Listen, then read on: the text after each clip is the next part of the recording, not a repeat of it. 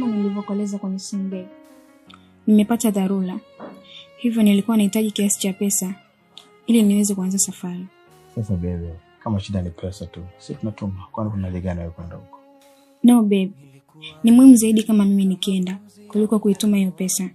Na ndio maana mimi nimekuja hapa ili unipatie hiyo pesa niweze kwenda. Basi sijali babe. Nitakupa lakini na 50. Ila kama kuna lolote litatokea utanitaarifu. Yaani babe, unajua kabisa nimepata safari ya matatizo. Alafu naniambia kwamba utanipa 4.5.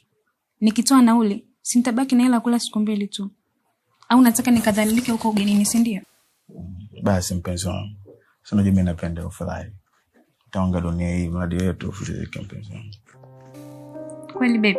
Kabisa. Napenda PH wangu kipande. Kweli baby? Yeah.